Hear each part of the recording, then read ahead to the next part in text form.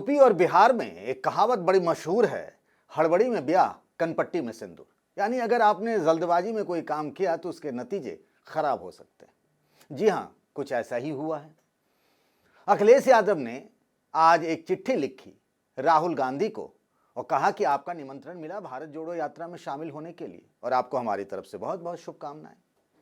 चिट्ठी ऐसी ही मायावती ने भी लिखी है और इस बात की जानकारी उन्होंने ट्वीट करके दी है। लेकिन आज बात मायावती की नहीं करेंगे, क्योंकि आज बात अखिलेश यादव की ही करेंगे कि क्या राहुल गांधी को लेकर अखिलेश जी का मन बदलने लगा है। 2 दिन पहले ही तो अखिलेश जी कह रहे थे कि कांग्रेस और बीजेपी एक जैसी है। बात बिल्कुल आर पार जैसी हो गई थी राहुल गांधी और अखिलेश यादव के बीच, जब राहुल गांधी ने भी कह दिया था कि समाजवादी पार्टी तो सिर्फ यूपी भर की है। अखिलेश को ये बात बुरी लगी थी, लेकिन अचानक से फिर चिट्ठी लिखने का और ये बताने का कि आपको हमारी तरफ से बहुत शुभकामनाएं और आपका निमंत्रण भी मिल गया। अब तक बात हो रही थी निमंत्रण मिला नहीं है, तो आज अंदर की बात में इसी बात की हम खाल निकालते हैं, विस्तार से बात करते हैं। लेकिन उससे पहले आपको नए साल की बहुत बहुत शुभकामनाएं। जो कुछ आप चाहते हैं सब अच्छा हो, यही हम भी चाहते हैं। तो हम बात कहाँ से शुरू किए थे? उस कहावत से कि हड़बड़ी में ब्याह कनपट्टी में सिंदूर। तो क्या अखिलेश यादव को लगा कि उन्होंने कोई ऐसी बात कह दी है जिससे बात बिगड़ने वाली है? उन्होंने क्या कहा था, पहले जरा उस बात को सुन लीजिए, तब ना उसकी मीमांसा करेंगे तो अच्छा लगेगा। आप भी समझेंगे कि आखिर क्या बात हुई थी, क्योंकि बहुत जल्दबाजी में ना बात निकल नहीं पाती। तो सुनिए आखिर अखिलेश यादव ने कहा क्या था। समाजवादी पार्टी एक राष्ट्रीय पार्टी बनने के लिए लगातार काम कर रही है। नेताजी के समय पे कई प्रदेशों में विधायक रहे हैं और मुझे याद है मध्य प्रदेश में जब कमलनाथ जी को मुख्यमंत्री बनना था, सबसे पहले वो समाजवादी पार्टी के विधायक को ढूंढ रहे थे और मुझे याद है कि सबसे पहले समाजवादी पार्टी ने उनको समर्थन दिया था और उसी समर्थन की वजह से मध्य प्रदेश में कांग्रेस की सरकार बनी थी। अब ये लोगों की समझ में आया ही नहीं कि ऐसा कैसे हो गया कि कांग्रेस और बीजेपी अखिलेश यादव के लिए एक ही हो गए, वो भी उस अखिलेश यादव के लिए जो राहुल गांधी के साथ मिलकर 2017 का माफ करिएगा 2012 का विधानसभा चुनाव साथ साथ लड़ चुके हैं। बात यहां तक पहुंच गई थी कि जब राहुल ने ये बात कही कि समाजवादी पार्टी की सोच राष्ट्रीय नहीं है, केरला और कर्नाटका में कहाँ है समाजवादी पार्टी, अखिलेश यादव ने ये तक जवाब दे दिया था कि जब मध्य प्रदेश में कमलनाथ को अपनी सरकार बनाने की बात आई थी तब उनको समाजवादी पार्टी याद आई। महाराष्ट्र में जब सरकार बन रही थी तब समाजवादी पार्टी के विधायकों के समर्थन की उन्हें ज़रूरत पड़ी और आज हमें ये कहा जा रहा है। तनातनी चल रही थी, दोनों तरफ से गोले छोड़े जा रहे थे सियासी मैदान में।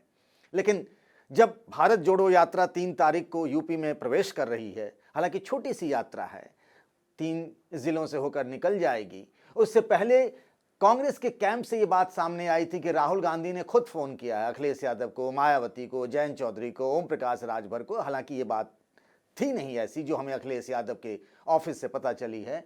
चिट्ठी गई है और इस बात का उन्होंने जवाब दिया है कि आपका निमंत्रण मिला। चिट्ठी देखिए ना आप, उसमें पूरी बात आपको पता चलेगी। अखिलेश यादव ने आज वो चिट्ठी ट्वीट करके सबको बताया और उनको यानी राहुल गांधी को भारत जोड़ो यात्रा के लिए शुभकामनाएं दे दी है।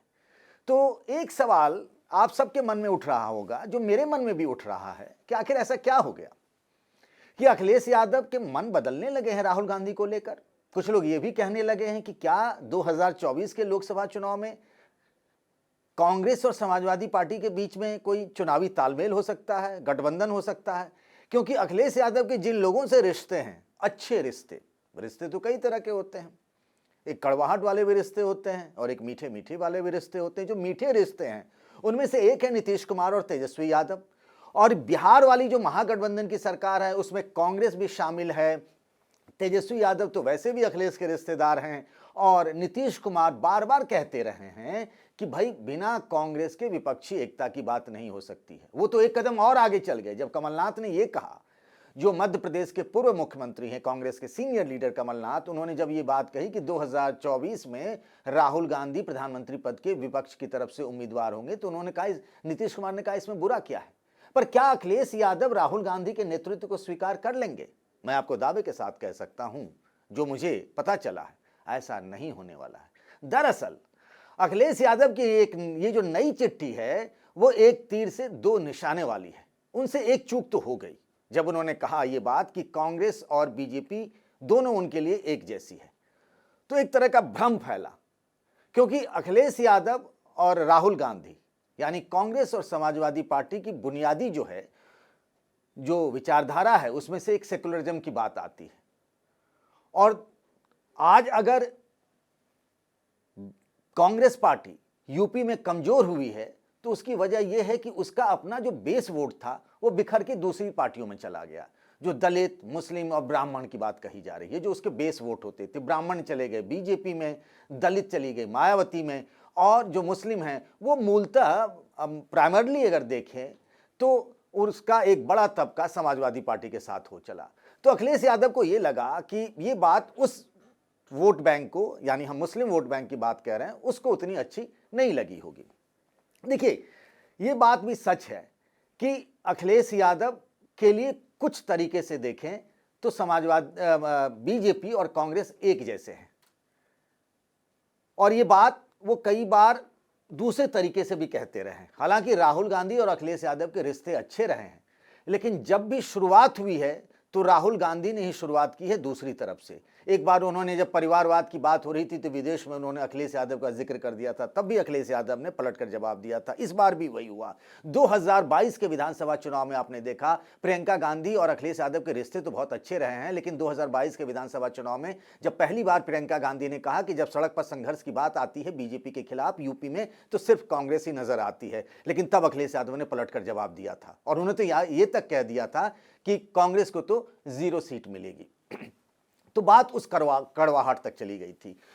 एक जो कॉमन वोटर है वही समाजवादी पार्टी का भी है, कांग्रेस का भी है। किसी भी तरीके से अखिलेश यादव ये नहीं चाहेंगे कि वो राहुल गांधी या कांग्रेस के साथ फिर चले जाए। हालांकि दोनों ही पार्टियों में एक आपसी समझदारी भी है कि जब मुलायम सिंह यादव चुनाव लड़ते हैं लोकसभा का तो वहां कांग्रेस का उम्मीदवार नहीं होता है, या फिर अखिलेश यादव चुनाव लड़ते हैं लोकसभा का तो कांग्रेस वहां चुनाव नहीं लड़ती। इसी तरीके से रायबरेली और अमेठी में भी जब सोनिया गांधी और राहुल गांधी चुनाव लड़ते हैं तो फिर वहां से समाजवादी पार्टी अपना उम्मीदवार नहीं देती है। परंपरा रही है, दोनों के बीच में आपसी समझदारी रही है। लेकिन इस चिट्ठी से आप ये कतई ये मत निकालिएगा निष्कर्ष, अखिलेश यादव की जो नई चिट्ठी है, कि किसी भी सूरत हाल में कांग्रेस और समाजवादी पार्टी का चुनावी गठबंधन होने वाला है। ये एक पोस्टरिंग है, उसमें ये कहा जा रहा है कि हमें किसी भी तरीके से राहुल गांधी का नेतृत्व स्वीकार नहीं है। तीसरा मोर्चा का, भले नीतीश कुमार कहें कि राहुल गांधी का नेतृत्व उन्हें स्वीकार है, लेकिन अखिलेश यादव चाहते हैं कि तीसरे मोर्चे की रूपरेखा बनी रहे, यानी गैर कांग्रेस विपक्ष का एक अपना खेमा हो। चुनाव बाद जो हालात होंगे उस हिसाब से फैसला कर लिया जाएगा, लेकिन आज की तारीख में वो राहुल गांधी के भारत जोड़ो यात्रा को तो शुभकामनाएं दे सकते हैं, लेकिन इसके अलावा उनसे किसी भी तरीके का राजनीतिक संबंध वो नहीं रखना चाहते। ये राजनीतिक शिष्टाचार है कि आपस में एक दूसरे का आदर करें। उसी आदर भाव में पहले जो चूक हो गई थी उसी को सुधारते हुए अखिलेश यादव ने कहा कि आपकी भारत जोड़ो यात्रा जो है वो जो इस भाव को लेकर निकली है उसके लिए हमारी तरफ से शुभकामनाएं। अलबत्ता इस चिट्ठी से कहीं से भी इस बात के संकेत नहीं है कि यूपी में जहां लोकसभा की 80 सीटें हैं और जहां बीजेपी का मजबूत गढ़ रहा है, वो जहां लोकसभा की 80 सीटें दांव पर हैं, वहां बीजेपी के खिलाफ विपक्षी एकता की बात तो फिलहाल दूर की कौड़ी ही लगती है। नमस्कार, आपको मेरी बात कैसी लगी? आपके कमेंट का, आपके सुझाव और शिकायतों का इंतजार रहेगा।